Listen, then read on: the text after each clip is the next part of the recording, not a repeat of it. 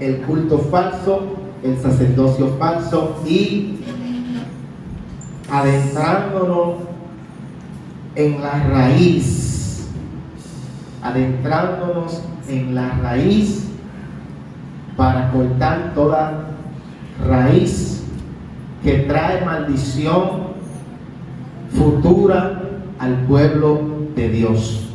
Y por ahí quiero empezar, porque la historia del pueblo de Israel establece que Dios le dio sus leyes a Moisés.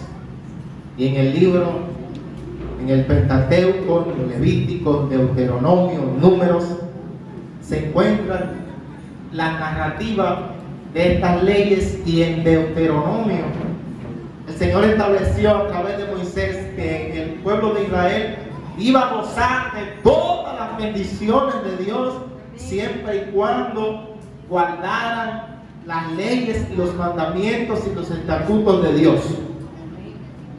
Y también estableció ahí en Deuteronomio capítulo 28 que si el pueblo se apartaba de los caminos, de las leyes, de los mandamientos y de los estatutos de Dios, entonces sobrevendrían otros reinos que los llevarían cautivos, destruirían sus ciudades, matarían a sus mujeres embarazadas, a sus niños, quemarían sus ciudades, y todo aquello era el fruto de la desobediencia, de la idolatría y de haberse apartado del Señor. Esa fue la advertencia que el Señor le dio al pueblo a través de Moisés en el libro de Deuteronomio. Y tal como Dios lo estableció por medio de Moisés, cientos de años después, el pueblo de Israel pasó por esta triste realidad, la realidad del castigo. Es una realidad que muchos de nosotros no queremos estar bajo ella. La Biblia dice que horrenda cosa es caer en las manos de un Dios vivo. Y es que la bendición de Dios, hermano, es sabroso, pero la maldición de Dios debe ser algo terrible, horrible. Amén. Y aún en medio del castigo de Dios, el castigo de Dios no busca destruirlo completamente, sino que siempre ese espíritu de amor está en él, porque Dios es amor, es su naturaleza, y todo lo que él hace proviene de amor y está envuelto de amor. Aún el castigo de Dios está envuelto en amor. Aún una persona que esté siendo disciplinada por el Señor, que esté siendo corregida por el Señor, hermano mío, en medio de los latigazos, trate de identificar, de descifrar, aunque sea un poquito difícil, trate de descifrar el amor de Dios que está escondido dentro de esos correazos que le está dando ahí. Y tal como Dios lo estableció, pues el pueblo de Israel fue llevado cautivo a Babilonia, y duró, como el Señor también lo había profetizado a través de Jeremías, duraron aproximadamente 70 años en cautiverio. Fue destruido el templo, fue destruido los muros, fueron expuestos a una vergüenza terrible. La misma nación que había sido profetizada por Dios que sería cabeza de naciones, que sería próspera, que no pediría prestado, que sería un ejemplo para todas las naciones, ahora era la nación a la cual muchos pasaban por ella y decían: Ea, ¿dónde está tu Dios? Habían pasado a ser un escarnio, una burla.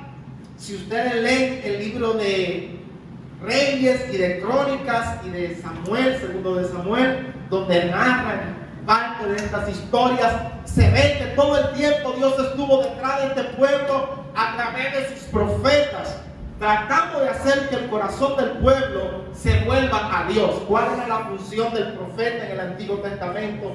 Una y otra vez traer el mensaje de corrección, traer el mensaje de advertencia, traer el mensaje que anunciaba el futuro, y traer el mensaje de que el pueblo se volviera a Dios de sus idolatrías, se volviera a Dios de sus malos caminos, se volviera a Dios de los dioses falsos y se volviera Dios de todos aquellos caminos torcidos que ellos habían elegido contrario a Dios. Y dice que al final, al ya haberse introducido tanto en esa idolatría, en esa adoración falsa, en esa vida contraria a Dios, entonces le vino lo inevitable, le vino el juicio de Dios y todas estas cosas que les estoy describiendo.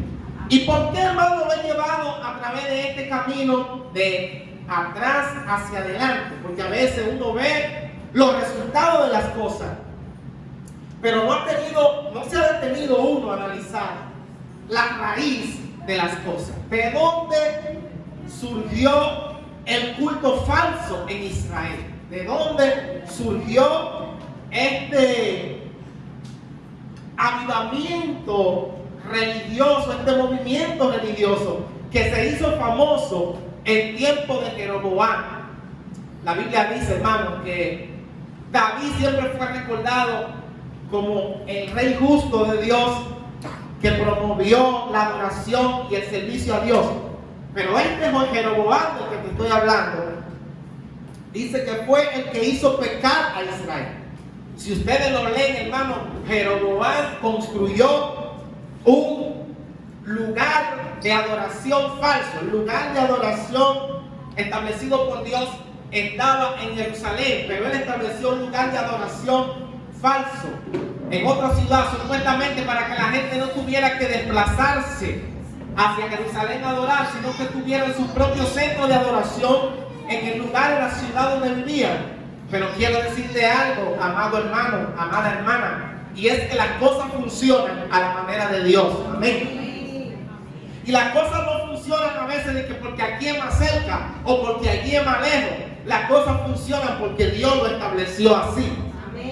Y es que a veces nosotros queremos, según nuestra propia mentalidad, según como nos lo va dictando nuestra propia mente, a veces pretendemos mover cosas, hacer cosas y establecer cosas que no son conformes a lo que el Espíritu Santo ha establecido. Y sin darnos cuenta, hermano, incurrimos en brujería. Y es que hay gente que ha tenido buena intención, como le pasó a Usa, cuando se estaba moviendo el arca de Dios de un lugar a otro en tiempo de David.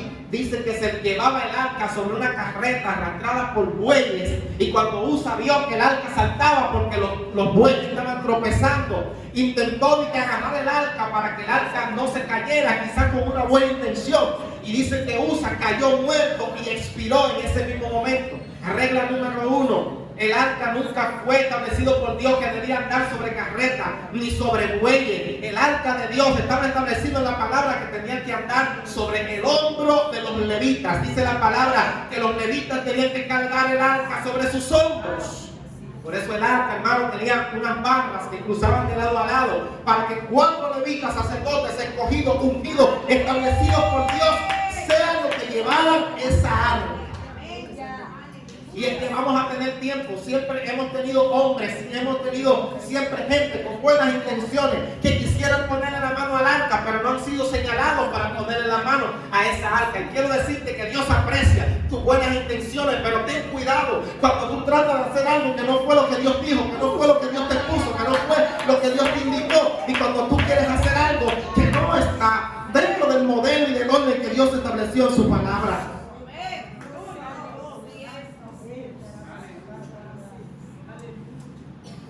Todo lo que dice aquí en Jueces capítulo 17 y 18 tiene que ver mucho con lo que le estoy hablando.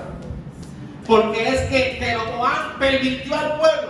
Jeroboam creó un culto y manifestó ese avivamiento de religiosidad falsa y de adoración falsa. Y dice que él fue el que hizo pecar a Israel. Pero ¿de dónde venía esto? ¿Dónde surgió esto?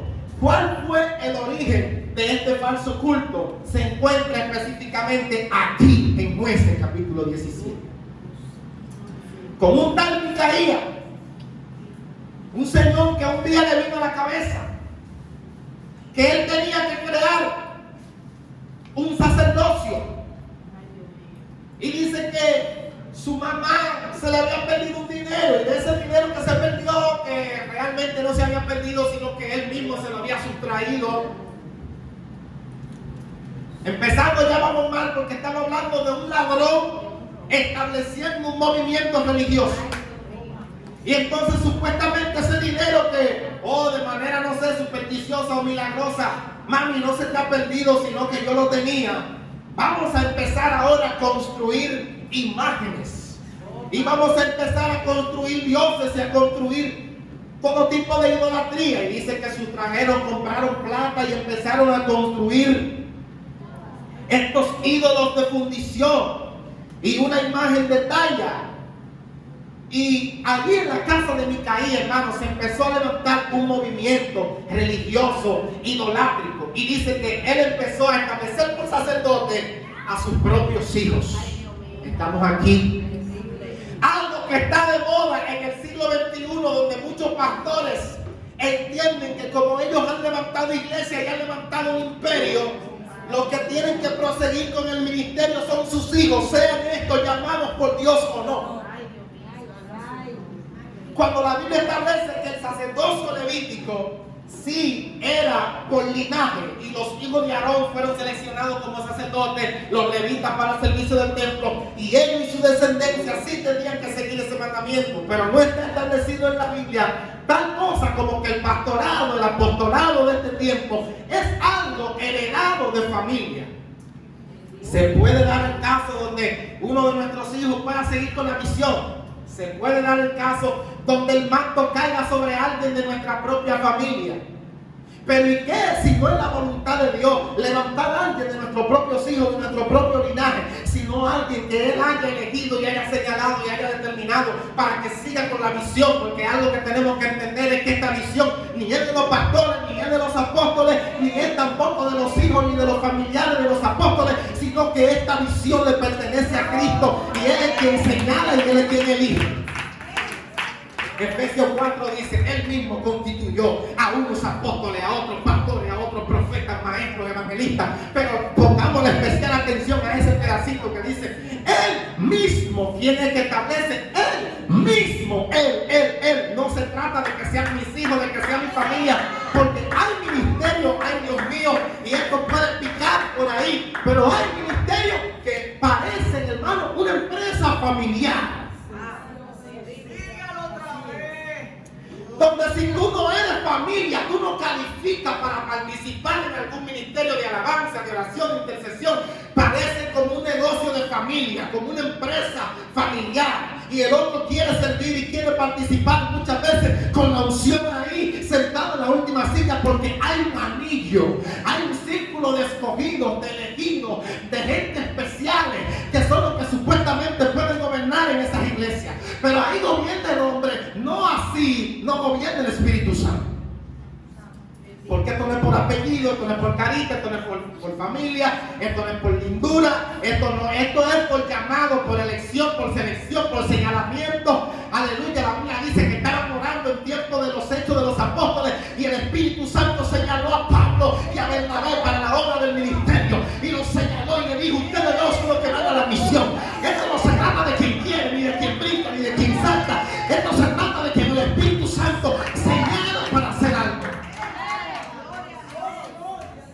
Y esa es la razón por la que a veces el que quiere estar no está, pero el que no quiere estar es el que Dios señala y el que Dios elige.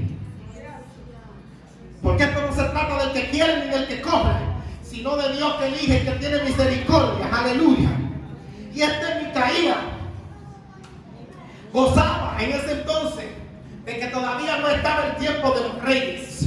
Por eso el autor especifica en este versículo y en otros, y dice que en aquel tiempo cada uno hacía lo que bien le parecía. Esa descripción es una descripción, hermano, de anarquía. Esto es una descripción de cuando hay un monstruo sin cabeza. ¿Por qué Dios establece la cabeza?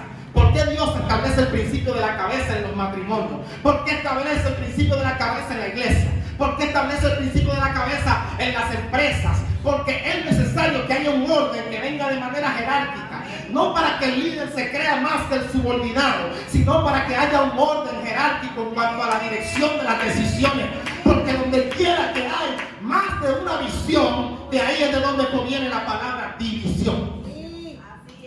División no es más que dos visiones. División, dos visiones. Donde quiera que hay más de una visión, hermano, hay división.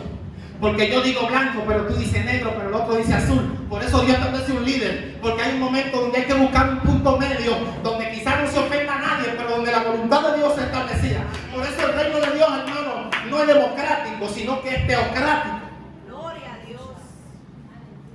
Y a veces hay gente que analiza la Biblia desde el punto de vista del lente democrático en el que nosotros vivimos. Todo lo queremos llevar a votación y todo lo queremos llevar a qué piensa el otro y el que no quiere ofender a nadie. Pero es que la voluntad de Dios muchas veces va a ofender a alguien.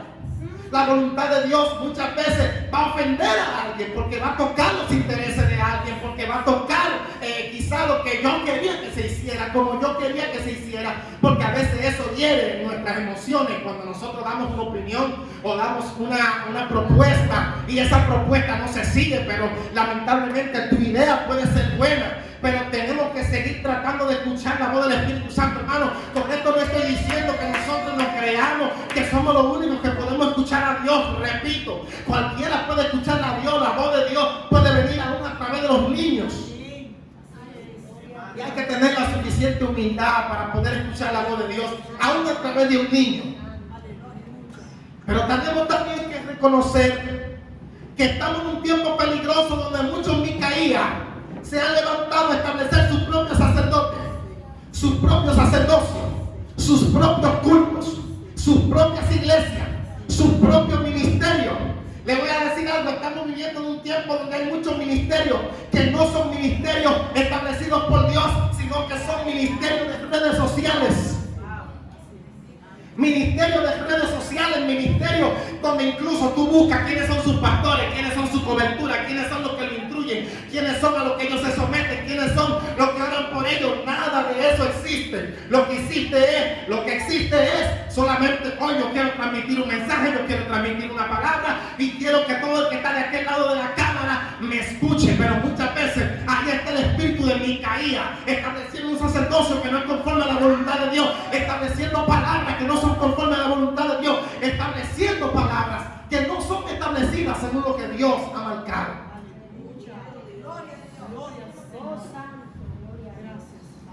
Ya el culto Micaías lo tenía establecido y ya tenía gente congregándose ahí. Dice Dante Gebel que una frase que él aprendió de su mamá es que para cada roto hay un descosido. Porque uno se pregunta que cómo es que estos engañadores encuentran a quien engañar. Porque no es tanto el engaño de ellos, sino que cómo es que encuentran gente para engañar. El día pasado, hermano, había uno en Colombia o en México, por ahí, que vendiendo terreno en el cielo. Yo no sé si usted vio eso. Vendiendo terreno en el cielo, hermano. 100,000 por cada terreno en el cielo. En la casa de mi padre hay mucha morada. Vamos, empieza a comprar su terreno en el cielo que Dios le autorizó para vender solares en el cielo. Y no es tanto, hermano, la sorpresa del engaño de él, sino la sorpresa de cómo es que encuentra gente para engañarlo. El día pasado hubo uno también por ahí entre México y Colombia que dijo que Cristo venía ya y que le puso fecha y dijo el domingo viene Cristo y nos lleva todo, así que vengan a su casa, vendan todo y tráiganme el dinero aquí a la iglesia. Cuando llegó el día, hermano, en el que Cristo venía, Cristo parece que vino y se lo llevó a él solo, el pastor, y con todos los cuartos de la iglesia entera.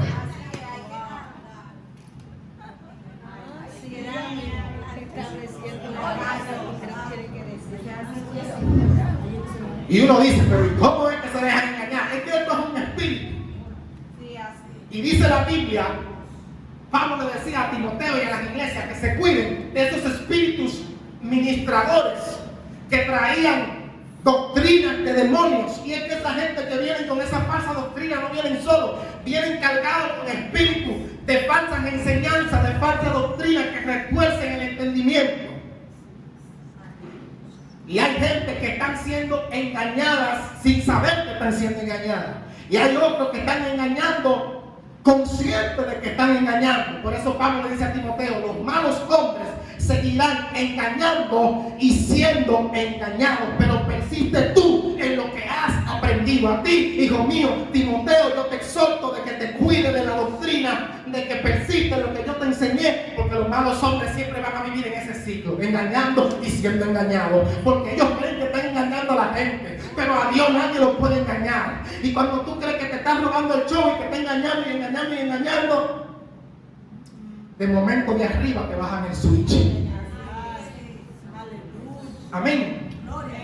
La Biblia dice que Sansón jugaba con los dones, y Sansón salía, jugaba con los dones, se acostaba con la prostituta y seguía con los dones y jugaba con el fuego, porque hay personas que a veces les gusta jugar con el fuego y que a ver qué tanto aguantan, que es lo más cerca que yo puedo estar del pecado sin pecar, que es lo más cerca que yo puedo estar en una discoteca sin pecar, que es lo más cerca que yo puedo estar en un resort, que es lo más cerca que yo puedo estar expuesto ante la pornografía sin que ella me seduzca y me conquiste y me lleve cautivo. Y dice la Biblia que en la última ocasión, cuando ya Dalila le sacó la información y le quitó los cabellos y le raptó el casco y le cortó el pacto, dice la Biblia que Sansón se despertó. Y dice, es tan descriptivo el escritor de Jueces, es tan detallista, que dice que él se despertó y pensó en su mente: esta vez me voy a liberar como las veces anteriores. Oye esta palabra. Hay gente que está jugando con fuego en el ministerio, porque ellos dicen: yo prediqué, Dios me usó, de ahí me fui por una cabaña, me acosté con una y luego seguí predicando y Dios me siguió usando. Esta vez también voy a hacer como las veces anteriores. Y el día que tú menos esperas, dice que Sansón se levantó y cada fuerza no estaba en él, porque Jehová se había apartado de él y él no lo sabía. Hay muchos ministros, ministerios, gente supuestamente de Dios que han querido estar jugando con fuego, relajando con el evangelio, relajando con la palabra, relajando con el ministerio, relajando con la fe, y un día de esto te van a bajar el switch.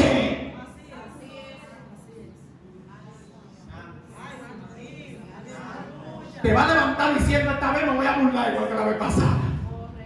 Esta vez, esta ofrenda me la llevo yo. Esta vez también me voy a burlar de todo el mundo que cree todo lo que yo digo por las redes sociales, y el Espíritu Santo mirando la perversidad que hay en tu corazón.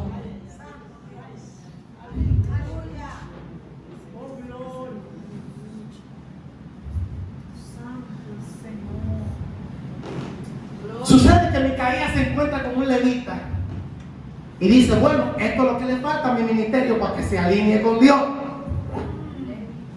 Porque como Dios estableció que los levitas son los sacerdotes, con mis hijos no es suficiente. Yo necesito un levita para hacer un force. Porque a veces nosotros espiritualmente queremos hacer un force. Y dicen los viejos de antes que donde Dios nos puso no puede haber. Pero a veces nosotros queremos hacer un force, como forzar la pintura, como para que parezca que está como debe ir, pero en el fondo, hermano, lo que empezó mal desde el principio va a terminar mal, lamentablemente. Así es, no se siente. Y esto desde el principio tenía una base herética. Y hay iglesias que desde su principio empezaron con una base herética, con una base de herejía, contrario a Dios, contrario a su palabra, contrario al reino. Entonces después tuve pastores, apóstoles que quieren como ordenar eso, alinear obligado, enderezar obligado, y como que eso no coge forma, porque es que desde el principio esa idea no surgió del corazón de Dios. Hay iglesias donde nosotros vamos a predicar, a cantar y a ministrar, y nosotros vemos que no se mueve la unción, que no pasa nada. Y tú dices: Dios, pero ¿qué está pasando aquí? ¿Seré yo? Pero ¿por qué es que tú aquí como que no me bajas, como que no me usas, como que qué pasa? Y es que tú no sabes, pero esa iglesia ni la fundó Dios, ni la estableció Dios. Tal vez viene de una división. Después tú te enteras que ese pastor se fue de la iglesia, se le robó 50 gente al otro. Y entonces, ¿qué bendición puede surgir de un ministerio que comienza partiendo de una división? Donde hay iglesias que hoy en día están hablando de que el crecimiento, y el crecimiento del que están hablando es robarle los miembros a otras iglesias. Usted sabe para mí lo que es crecimiento: ganar almas, ganar al que no conoce a Cristo. Crecimiento es cuando vienen almas nuevas para Cristo. Ministerio gigante en base a robarle gente a otra gente. Por eso es que muchas veces hay muchas iglesias, pero no se nota el impacto en la sociedad. Porque si somos tantos los creyentes. Entonces los delincuentes deberían ser menos, los atracos deberían ser menos, los promedios de robo. Ahí es donde deberíamos medir si la iglesia está siendo efectiva en las noticias. Cuando nosotros veamos que en las noticias se está reduciendo el crimen, se está reduciendo el homicidio, se está reduciendo el atraco, entonces decimos las iglesias están haciendo su trabajo. Hello. Iglesia grande, atento a miembros de otros. Hello. Y forzando, Jueces capítulo 17, versículo 13, dice Micaías: ahora sé que Jehová me va a prosperar, porque ahora tengo a un levita por sacerdote. Sucede que todavía en ese tiempo la tribu de Dan no había conquistado territorio para vivir. El objetivo del autor de Jueces, en capítulo 17 y 18 de Jueces, es tratar de conectar la historia mediante la cual Dan consiguió territorio en Israel. Presten atención. Objetivo de estos dos capítulos: número 1, conectar la historia de cómo Dan conquistó territorio. Número 2, narrar el origen de cómo empezó el culto idolátrico que terminó en el cautiverio de Israel. Empezó en el corazón de un loquito llamado Micaías, que quería establecer culto sin Dios haberlo mandado y sin los diseños de arriba. Dice que entonces los de Dan iban a pelear por una tierra, iban a pelear por un territorio, y fueron donde el sacerdote a buscar la dirección de Dios, donde este supuesto sacerdote levita establecido por Micaías. Y cuando le preguntan al sacerdote, le dicen: dime, iremos, conquistaremos, es la voluntad de Dios que nosotros vayamos. No dice cuándo el levita le preguntó a Dios, ni dice cuándo el levita fue donde Dios a buscar una respuesta para dársela a ellos, y rápidamente le dicen: vayan, porque ustedes van a conquistar y ustedes van a prevalecer. Y esa es la profecía que se está viviendo en muchos lugares hoy en día, donde gente está diciendo: así dice el Señor, sin haber hablado con Dios primero. Donde mucha gente está diciendo: profetizo lo que Dios supuestamente le dijo, y son gente que hace tiempo que no escuchan ni conocen la voz de Dios. Y otra cosa, este tipo de profetas tiene una cualidad, y es que siempre están profetizando a favor. Este tipo de profetas no confrontan. Los profetas de hoy, muy pocos de ellos confrontan. Cuando vemos que la función principal de la profecía es volver el corazón del pueblo a Dios, y en el Nuevo Testamento también consolar. Por medio de la palabra del Espíritu, consolar a la iglesia es la función de la profecía en el Nuevo Testamento. Pero vemos que estos profetas sin dirección, sin voz de Dios, a todo el mundo le están diciendo: ven, porque Dios va contigo. Y están abriéndole las puertas supuestamente a gente y a familias, cuando están en su tercer, en sus 4 matrimonios, y el marido que tienen ahora muere ellos, y están bendiciendo esos matrimonios y bendiciendo esas familias. Y yo no puedo bendecir lo que Dios no bendijo, yo no puedo bendecir lo que Dios no ha bendecido.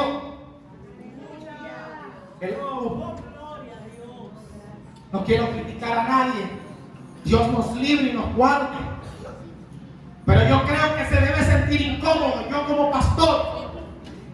Yo como pastor me sentiría incómodo. No quiero juzgar a nadie, repito, pero yo me sentiría incómodo casando a un mismo miembro de mi iglesia con 4 mujeres diferentes.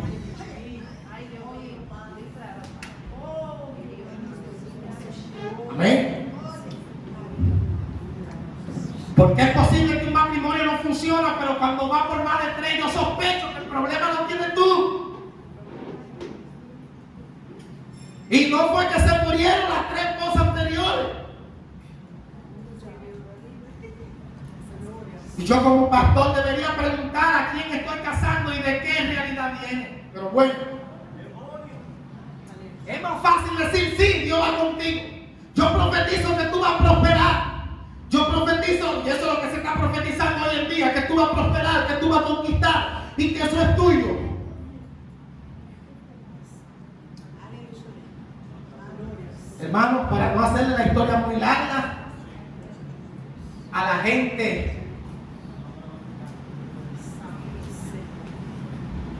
de Dan, a la gente de Dan, le gustó el servicio del levita y dijeron: nos lo vamos a llevar con nosotros. ¿Saben por qué? Porque el levita estaba con Micaía, porque Micaía le dijo: te voy a dar 100 piezas de plata al año, y te voy a dar ropa, y te voy a dar comida. Eso era lo que tenía el sacerdote con Micaía. Y al sacerdote hoy en día, que lo que lo tiene en el ministerio es pendiente a esas 10 piezas de plata, a la ropita, a la comidita, a la ofrendita que pueden recibir del ministerio, y son asalariados, y hace tiempo que ya el llamado, la esencia del ministerio no salta en su corazón. Eso era lo que tenía Micaía, al levita, con Micaía. Cuando los de Dan hablan con él, le dicen: mira, te vamos a dar más, te vamos a dar esto, te vamos a dar aquello. Le ofrecieron más.